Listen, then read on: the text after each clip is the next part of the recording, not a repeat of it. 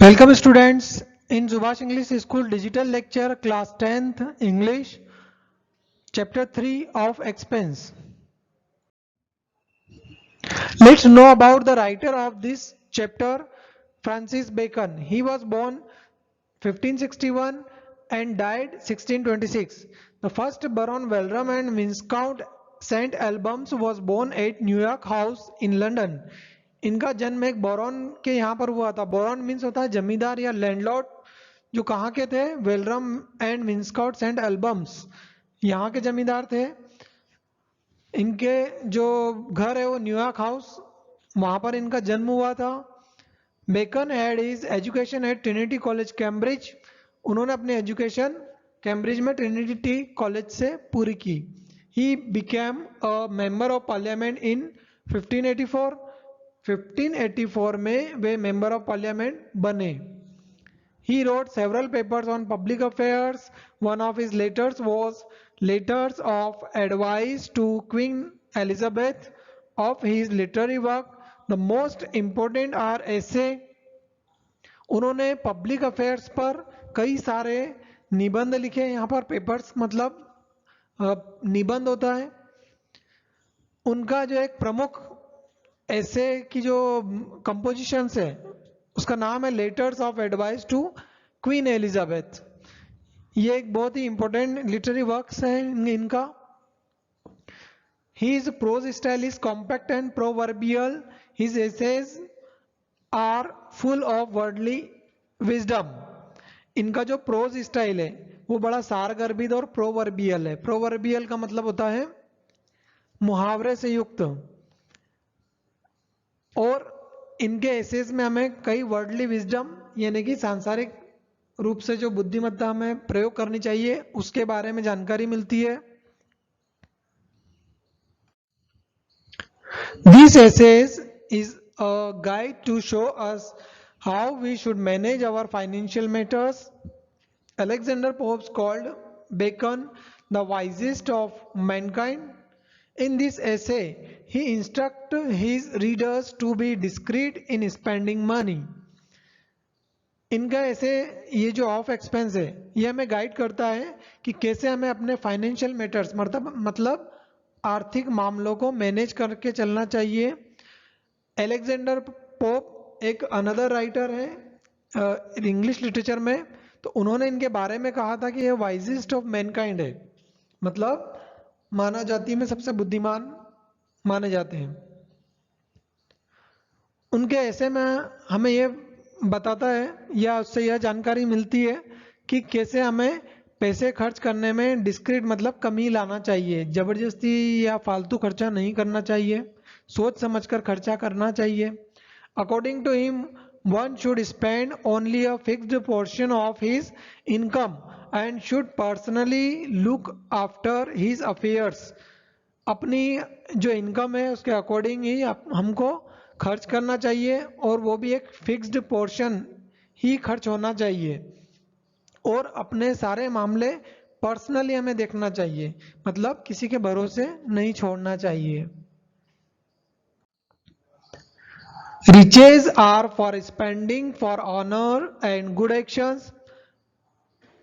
यहाँ पर riches का मतलब होता है धन.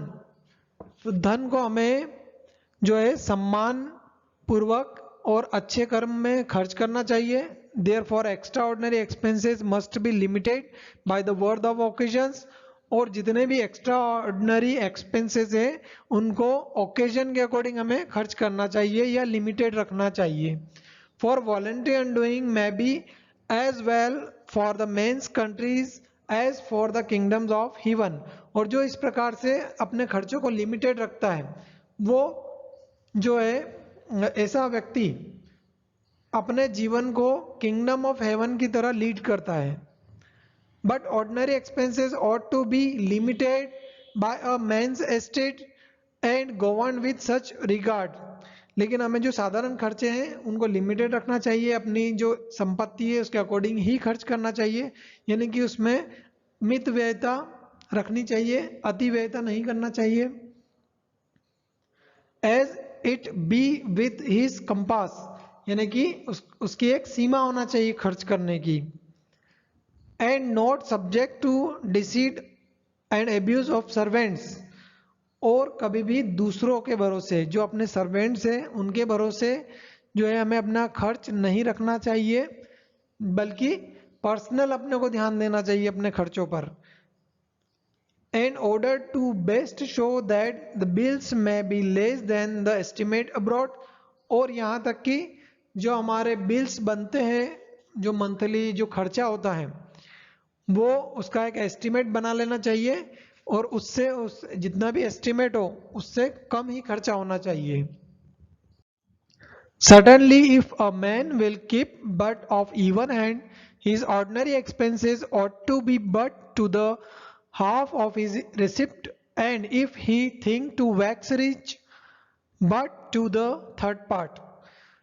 बेकन्स कहते हैं कि निश्चित रूप से एक मैन को अपना जो ऑर्डिनरी एक्सपेंसेस है वो जितनी हम इनकम प्राप्त करते हैं मंथली उसका हाफ खर्च करना चाहिए, बाकी बचाना चाहिए. और अगर वो और अधिक धनवान बनना चाहता है तो उसे ओनली 1/3 पार्ट ही खर्च करना चाहिए. It is no business for the greatest to descend and look into their own estate. Some forbear it, not upon negligence alone, but doubting to bring themselves into melancholy respect they shall find it broken. Francis Bacon कहते हैं कि व्यक्ति को अपनी संपत्ति को निगरानी में रखना चाहिए, लेकिन जो निगरानी में नहीं रख पाते और अपने नौकर के भरोसे अपनी संपत्ति को छोड़ देते हैं तो वो अपने विश्वास को टूटा हुआ पाते हैं और बाद में उन्हें दुख प्राप्त होता है.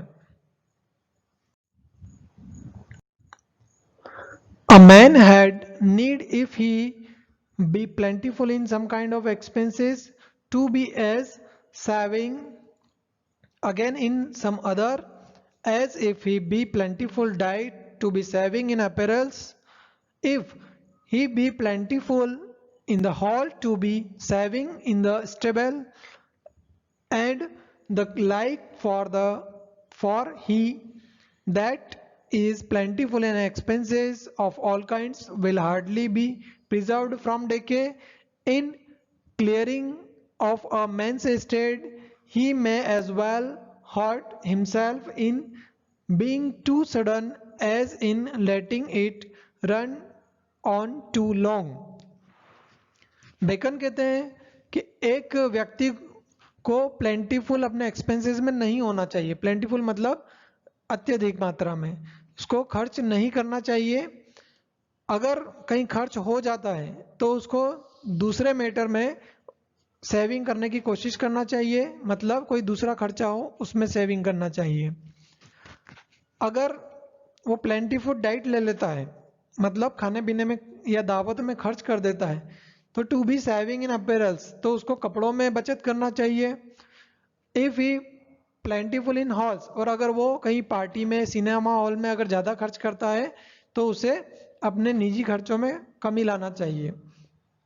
And like for that he is plentiful of expenses all kind of hardly in preserves, और अगर वो ऐसा नहीं करता है तब वो नुकसान में जाने से आप अपने आप को बचा नहीं पाता है. यहाँ पर डेके का अर्थ है नुकसान में या बर्बादी की ओर जाना, तो बर्बादी की ओर जाने में वो अपने आप को बचा नहीं पाएगा अगर वो इस प्रकार से अपने खर्चों को मैनेज नहीं करेगा. In clearing of the man's estate he may as well hurt himself in being too sudden, अगर वो अपनी संपत्ति को बेचता है और बेचने में अगर जल्दबाजी करता है तो वहां भी वो नुकसान उठा सकता है. For hasty selling is commonly disadvantageous, able as interest. Beside, he that clears at once will replace.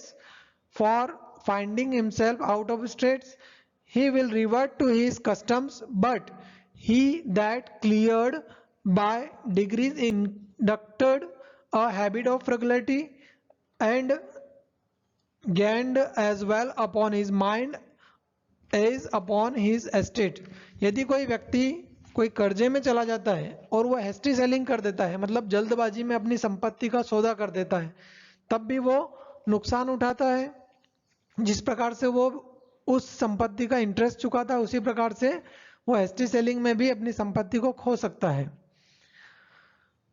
दूसरी ओर जब वो इस प्रकार से वो अपने सारे आर्थिक मामले क्लियर करता है तो वो अपने आप को पाता है कि वो आर्थिक संकट से बाहर आ चुका है और वो फिर से उन्हीं आदतों को अपनाता है जिसकी वजह से वो डेप्थ में आया था, मतलब कर्जे में आया था। तो वहां पर वो फ्रांसिस बेकन कहते हैं कि यहाँ पे जो है व्यक्ति को हैबिट ऑफ फ्रुगलिटी मतलब बचत की आदत रखना चाहिए and gain as well upon his minds, ताकि उसके माइंड को और संपत्ति में कुछ बढ़ोतरी हो। माइंड का मतलब यहाँ पर है सुख।